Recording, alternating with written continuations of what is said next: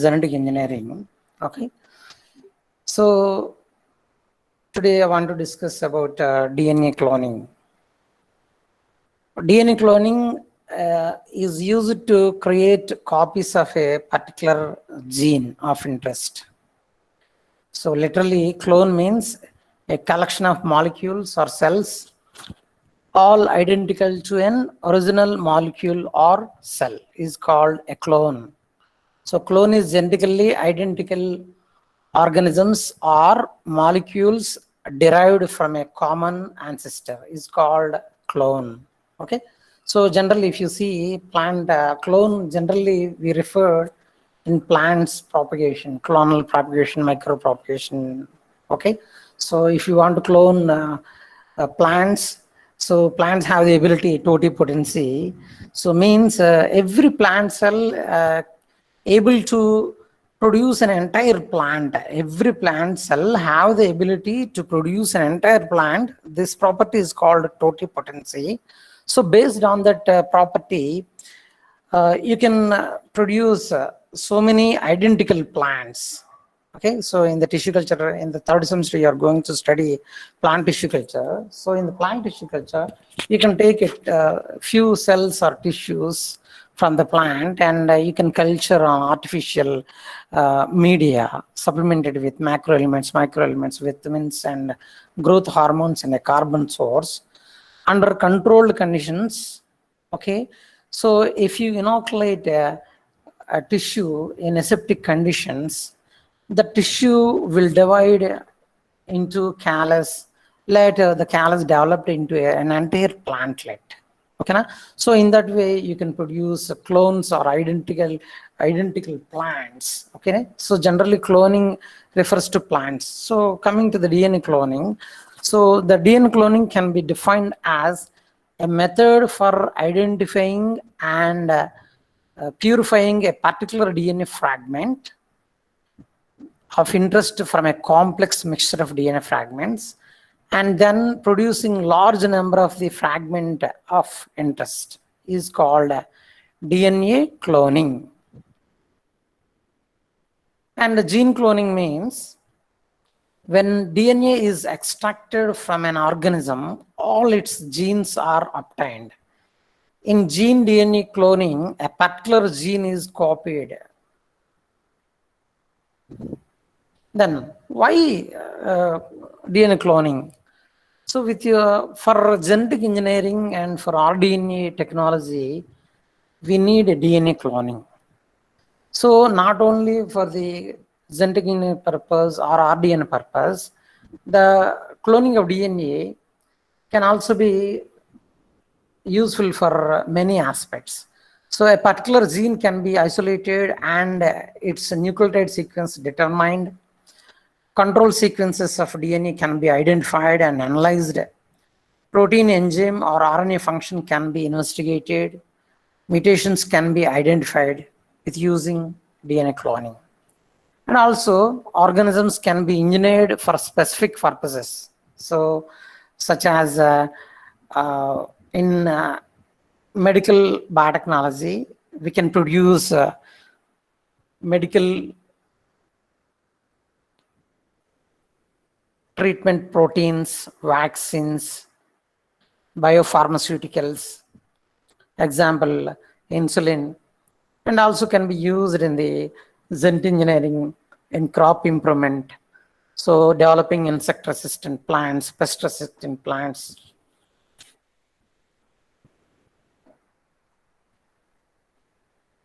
To overcome the abiotic and biotic stress factors, okay, we need DNA clonings. Okay, na?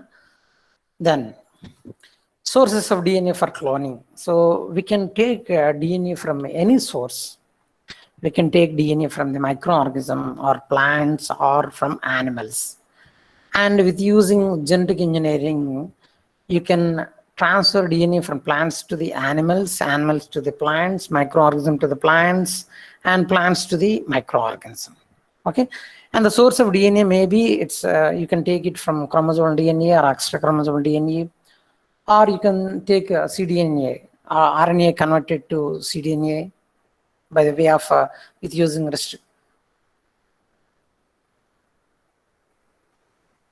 reverse transcriptase, and also PCR amplified DNA can also be taken as source for DNA cloning. And these are the steps in cloning a single piece of DNA. Okay, so there are 10 steps that involved in the cloning of DNA.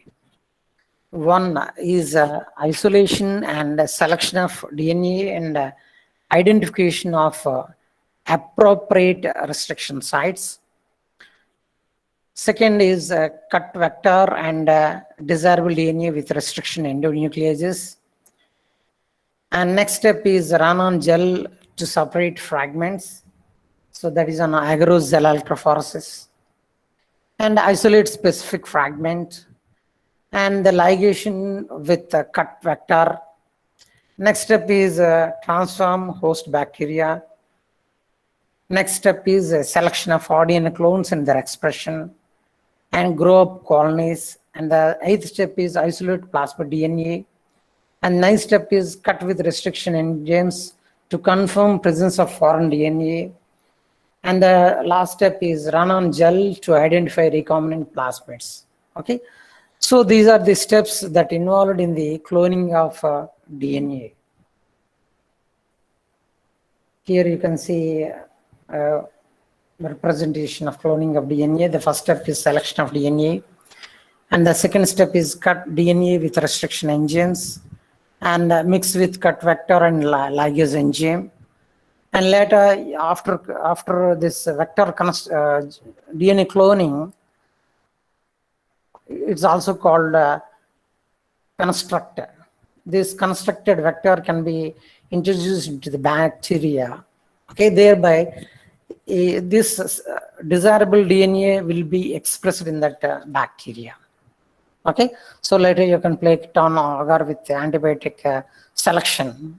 Okay, so antibiotic resistant genes can be incorporated at the time of DNA cloning. Okay, for the selection purposes.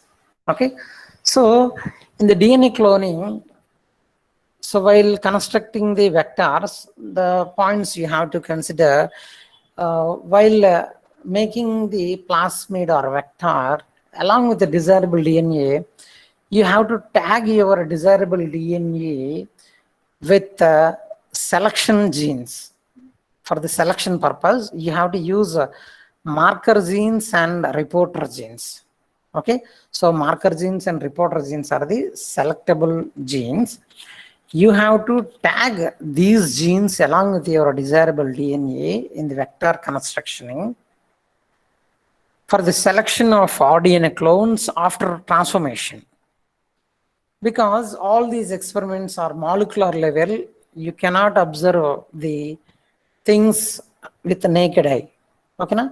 But if you use a restriction with marker genes and reporter genes, these marker genes and reporter genes helpful to select whether transformation successful or not, and also the presence of reporter gene and marker gene indicates the presence of desirable gene. Okay, na? So because you are adding your marker genes and reporter genes along with desirable gene, and after transformation, when you plate onto the agar media, your the media, due to the presence of marker genes and reporter genes. Okay, so suppose if you see a Gus gene, that will give color, like GFB gene, that will give color. So based on, by looking that color, you can automatically confirms the presence of desirable DNA. Okay, so these are some of the features of cloning of DNA, and in this there are so many tools we have to use for the cloning of DNA. The first tool is restriction endonuclease. Okay, so for DNA cloning, we need so many enzymes and machinery. Okay, so the first tool is restriction endonucleases. Then, what is restriction and what are restriction engines? Restriction engines are, these are the engines that cut DNA at specific sites. They are properly called restriction endonucleases because they cut the bonds in the middle of the polynucleotide chain. Some restriction enzymes cut straight across both chains, forming blunt ends, but most enzymes make a staggered cut in the two strands, forming sticky ends. The cut ends are sticky because they have short stretches of single-stranded DNA with complementary sequences. These sticky ends will stick to another piece of DNA by complementary base pairing, but only if they have both been cut with the same restriction enzyme. Restriction enzymes are highly specific and will only cut DNA at a specific base sequence. They are about 4 to 8 base pairing long, and they called recognition sequences. Restriction engines are produced naturally by bacteria as a defense against viruses. They restrict viral growth, but they are enormously useful in genetic engineering for cutting DNA at precise places. Also, these restriction engines are also called molecular scissors, and these restriction engines are short lengths of DNA cut out by restriction engines are called restriction fragments. There are thousands of different restriction engines known with over 100 different recognition sequences. Restriction engines are named after the bacteria species they came from. So I will tell you the nomenclature of restriction engines, and there you can find why they are called this EcoR1 and HindIII like that. Okay, so the nomenclature of restriction endonucleases and the properties. So nomenclature: Smith and Mathen's proposed enzyme naming scheme. 3-letter acronym for each enzyme derived from the source organism. So if you see this HindII, first letter from genus and next 2 letters represent the species. Here you can see in. Additional letter or number represent the strain or serotypes. Okay, here if you see HindII, so for example, the enzyme HindII was isolated from Haemophilus influenzae, serotype D.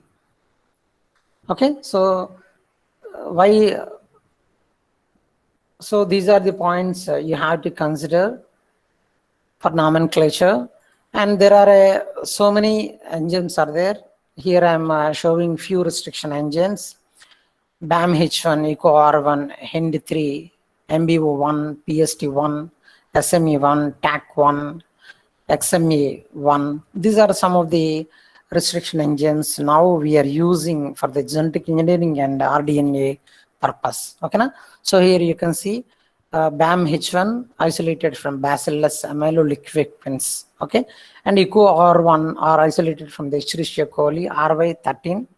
Like that, HindIII or Haemophilus influenzae. Okay, so like that, MBO and all these. Okay, so SMA, Serratia marcescens. Okay, so these are the some of the restriction endonucleases. And classification. You can write these examples.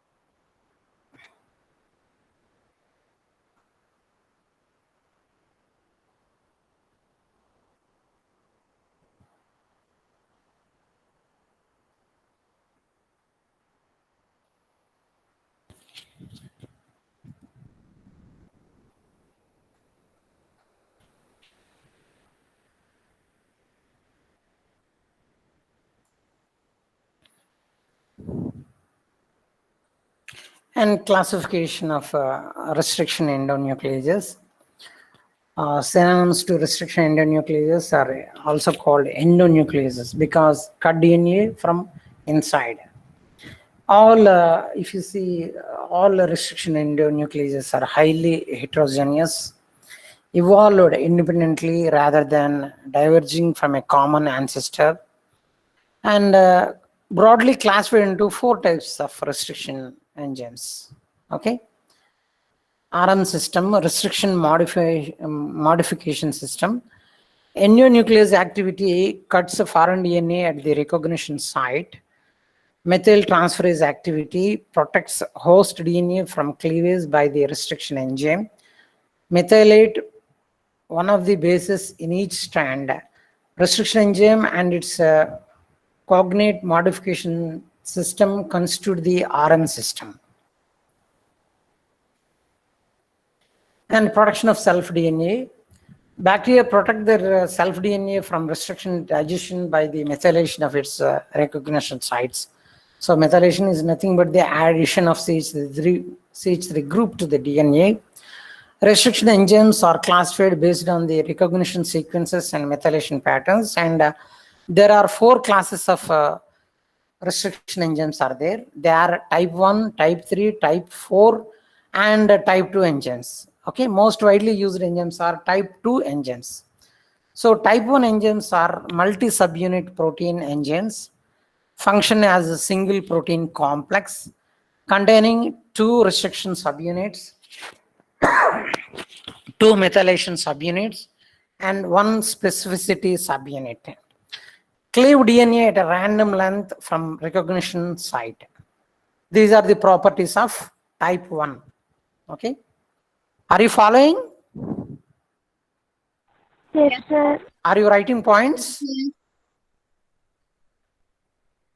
So please note down on your running notes, because I'm compiling all these slides from different books. Okay. So please note down each and every slide. Note down all points. Okay. Can I go for the next slide? Yes, sir. Okay.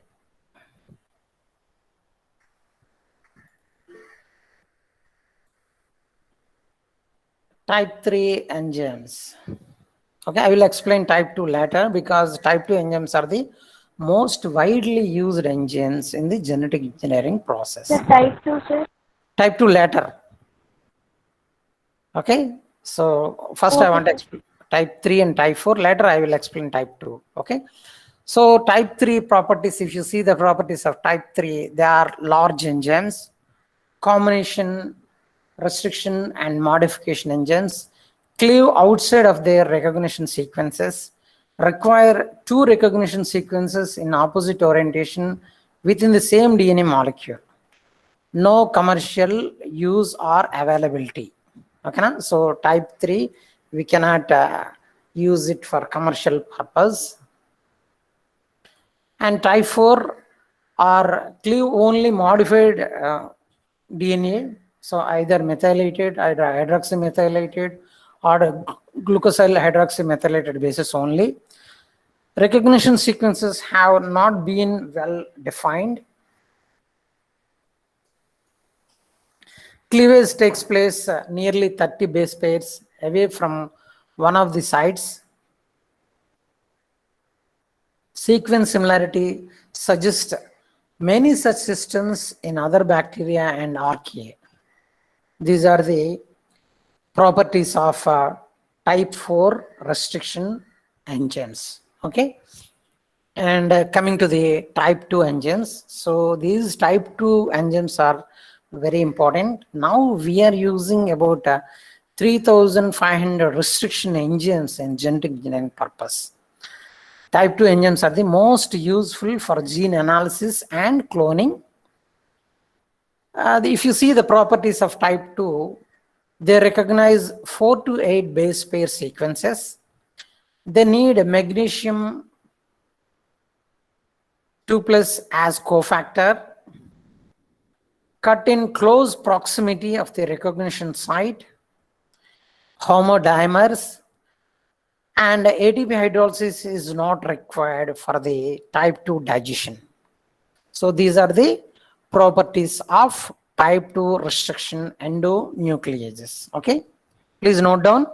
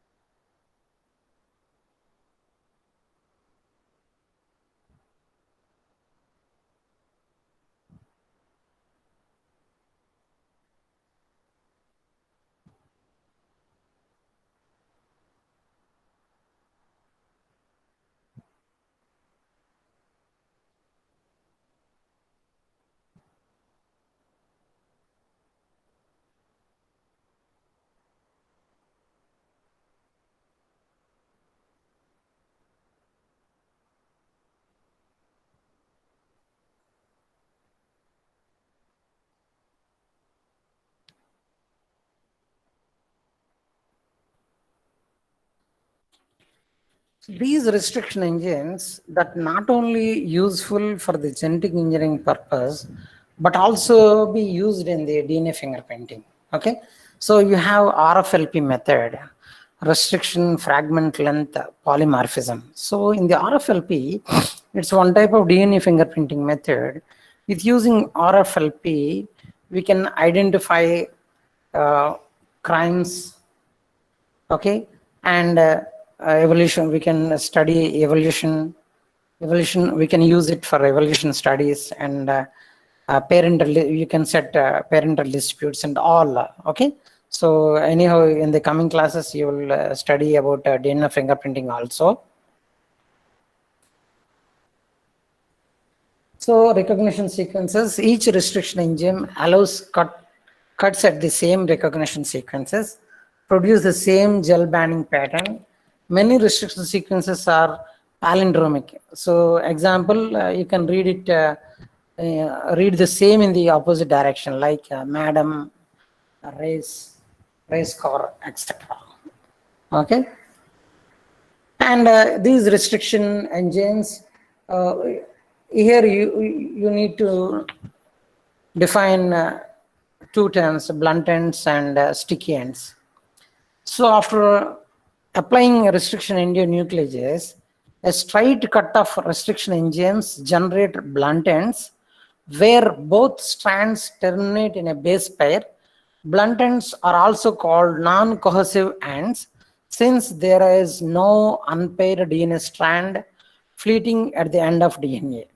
Okay, so blunt ends, some restriction enzyme cut DNA at opposite base. They leave blunt-ended DNA fragments. These blunt-ended fragments can be joined to any other DNA fragment with blunt ends. Enzyme useful for certain types of DNA cloning experiments. Okay, so these are the blunt ends that gives two fragments. Okay, and next sticky ends.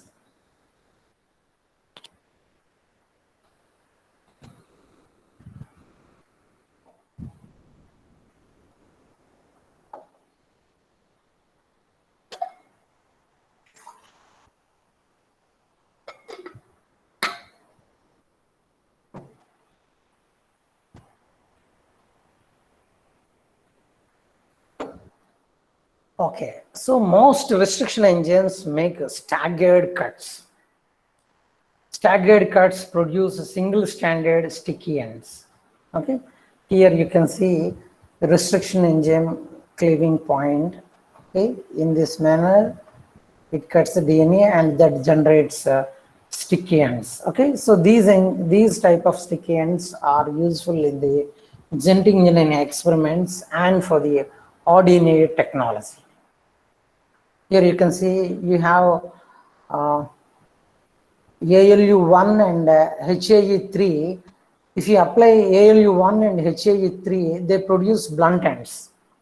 And if you use BAM-H1 and HIND3 and EcoR1, they produce sticky ends. Okay, so in the genetic engineering process, mostly we use EcoR1, HIND3 and BAM-H1 because they generate sticky ends. Here you can see if you apply ALU1 gene, that comes like this, and if you apply BAM-H1, HIND3 and EcoR1, they cuts at a specific sequence and they generate sticky ends. These are helpful in cloning of DNA and construction of vector.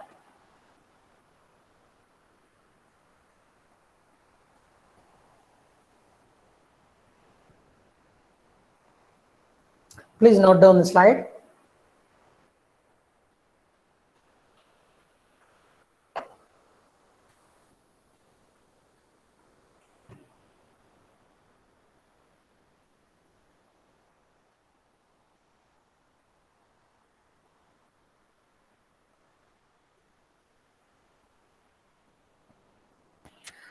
So restriction engines helpful in DNA fingerprinting, and that is called RFLP and restriction mapping. So restriction mapping is the process of obtaining structural information on the piece of DNA by the use of restriction engines.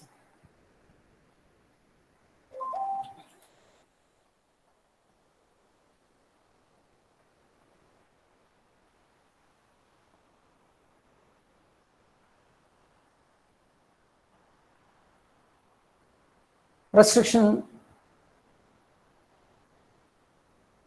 So if you see the restriction mapping, restriction mapping involves digesting DNA with a series of restriction engines and then separating the resultant DNA fragments by agarose electroforces. The distance between restriction engine sites can be determined by the patterns of fragments that are produced by the restriction enzyme digestion.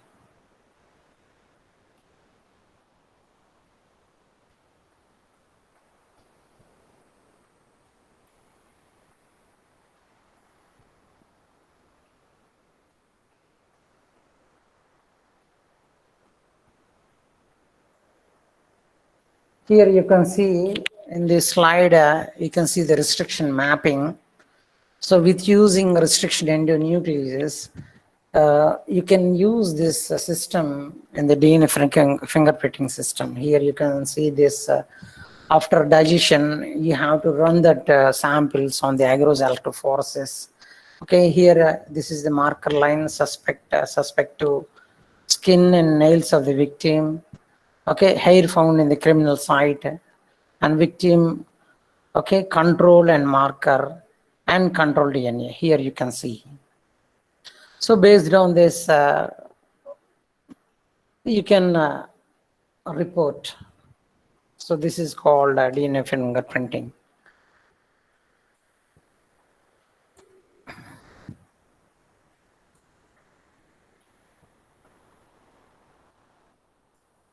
Okay, so this is about restriction endonucleases.